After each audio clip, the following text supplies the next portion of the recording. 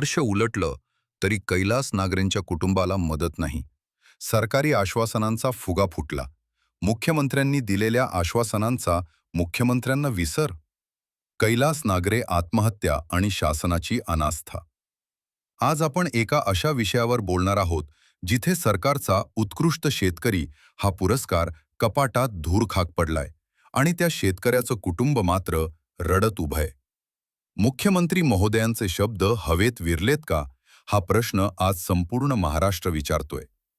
बुलढाण्यातील त्या कुटुंबाची शासन दरबारी हेळसांड.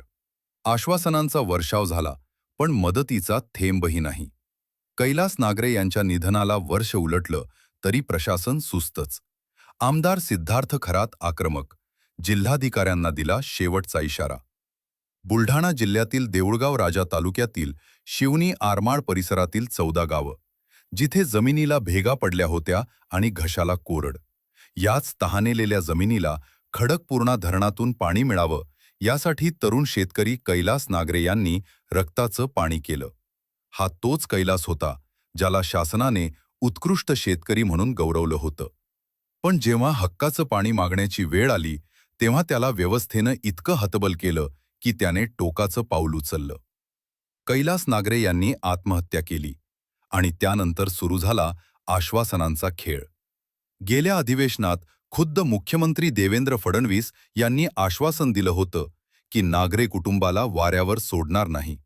कुटुंबातील एकाला शासकीय नोकरी देऊ, मुलांच्या शिक्षणाची जबाबदारी घेऊ आणि आर्थिक मदत करू. पण आज वास्तव काय आहे? शकत नाही.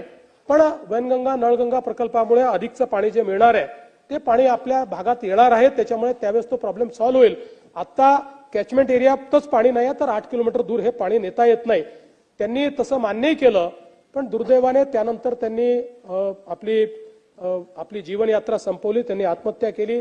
त्याच्यामध्ये त्यांनी 3-4 गोष्टी लिहिल्या. त्यात एक त्यांनी आव्हान केलं आहे की आमच्या भागामध्ये पाण्याची समस्या आपण सोडवावी, आमच्या भागात पाणी आणावं.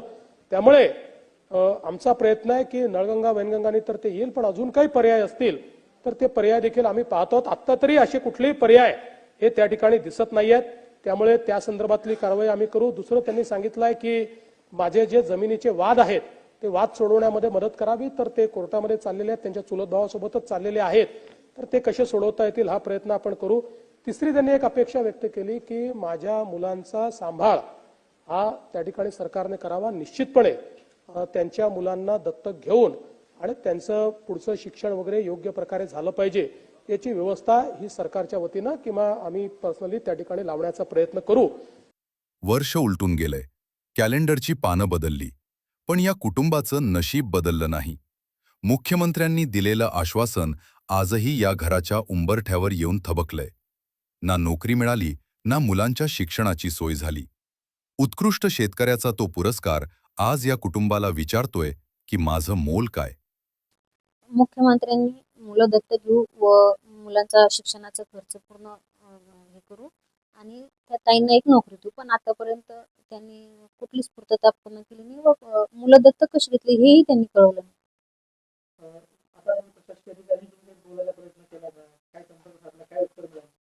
त्यांचे उडवडीचेच उत्तर मिळाली. मी कलेक्टर साहेब असो, एसडीओ साहेब असो किंवा तहसीलदार मॅडम यांच्यासोबत पत्रव्यवहार केला की मुलं दत्तक घेण्याची व्याख्या तरी सांगा काय आहे की तरी त्यांनी काहीच सांगितलं. त्यांनी सर्व उडवाउडीची उत्तरं दिली.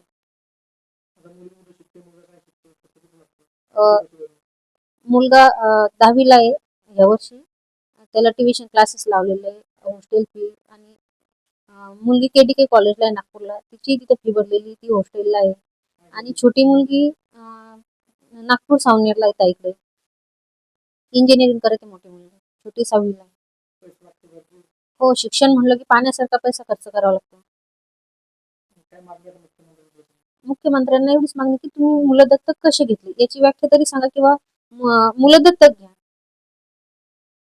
प्रशासनाच्या या निगरगट्ट धोरणाविरोधात आता लोकप्रतिनिधींनी शड्डू ठोकला आहे. आमदार सिद्धार्थ खरात यांनी हे प्रकरण थेट विधान भवनात गाजवलं होतं, पण तरीही प्रशासन हललं नाही. आता सिद्धार्थ खरात यांनी थेट जिल्हाधिकारी आणि उपविभागीय अधिकाऱ्यांना अल्टिमेटम दिला आहे. स्वर्गीय कैलास नागरे यांच्या बलिदानाला आता 1 वर्ष पूर्ण झालेलं आहे. मागच्या वर्षी याच वेळी मी या ठिकाणी भेट दिली आणि त्यानंतर विधान भवनामध्ये विविध आयुधामार्फत स्वर्गीय कैलास नागरेचा प्रश्न जो मी धसास लावला होता आणि अक्षरशः सभागृह जणांना सोडलं होतं. आणि माझ्या प्रश्नाच्या अनुषंगानं माननीय मुख्यमंत्री महोदयांनी आश्वासन सुद्धा दिलं होतं. माझ्या मूळ मागण्या होत्या की कैलास नागरे यांची जी मुलं आहेत त्यांचं पालकत्व शासनानं स्वीकारावं. त्यांच्या ज्या पत्नी स्वातीताई आहेत त्यांना शासकीय नोकरी देण्यात यावी आणि शासकीय निमशासकीय नोकरी देण्यात यावी, म्हणजे नोकरीचा पर्याय त्यांच्यासमोर ठेवला होता. तिसरं, त्यांना 50 लाख रुपये आर्थिक मदत करावी आणि चौथं, मला असं वाटतं की त्यांच्या गावाचा जो प्रश्न आहे 14 गावांचा, तो पाणी प्रश्न सोडवावा. यापैकी शासनाने सांगितलं होतं की त्यांची जी मुलं आहेत त्यांचं पालकत्व जे आहे ते शासन स्वीकारेल आणि नोकरीसाठी प्रयत्न करू. परंतु या दोन्ही मुख्य ज्या मागण्या आहेत त्या आतापर्यंत पूर्ण झाल्या नाही आणि इथं आल्यानंतर पुन्हा या विषयाला मी हात घातले नाही. काय भूमिका आहे पूर्ण काय होत नाही, तुमचं काय? नाही, भूमिका अशी आहे की माननीय मुख्यमंत्री महोदय जेव्हा सभागृहामध्ये आश्वासन देतात त्याची पूर्तता करण्याचं काम जिल्हाधिकारी आणि त्यांच्या प्रशासकीय यंत्रणेवर असतं. पण दुर्दैवानं त्यांनी यावरती असं फारसं लक्ष दिलं नसल्यामुळं मी आज जिल्हाधिकारी आणि जिल्हा त्याला उपविभागीय अधिकारी आहेत त्यांच्याशी मी बोललो आणि त्यांना या विषयाची जाणीव करून दिली. ते पुन्हा या विषयामध्ये गांभीर्यानं लक्ष घालूत असं त्यांनी आश्वासन दिलं. विशेषतः जे पालकत्व जे आहे त्या अनुषंगानं मुलांची फीज आहे, त्यांची जी मुलगी आहे केडी कॉलेज ऑफ इंजिनिअरिंग नागपूरला आहे, तर तिच्यासाठीचं जे ॲडमिशन फी आहे, निवास व्यवस्था आहे, हॉस्टेलची व्यवस्था करण्यासाठी जो काही निधी लागणार आहे तो देतो असं त्यांनी सांगितलं. आणि दुसरं, स्वातीताईंना अंगणवाडी मदतनीस किंवा सेविका किंवा पोलीस पाटील सारखी जर नोकरी जर दिली तर त्यांना घर, त्यांचं कुटुंब, त्यांचे सासरेबुवा आणि मुलांचा तसंच शेतीचा सांभाळ करून त्यांचा कुटुंबाचा चरितार्थ चालवता येईल. म्हणून पोलीस पाटील, विशेषतः पोलीस पाटील ही नोकरी देण्याबद्दल आम्ही आग्रही आहोत.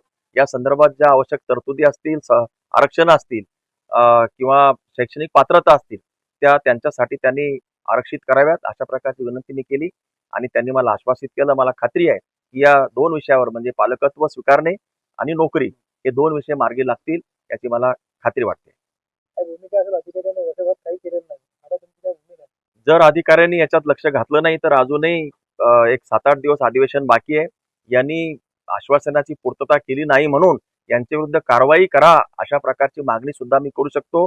माझ्यावरती वेळ या शासकीय आणि प्रशासकीय अधिकारी आणि यंत्रणेनं आणू नये अशा प्रकारची विनंती मी आपल्यामार्फत या जिल्हाधिकारी आणि एसडीओ यांना करतो.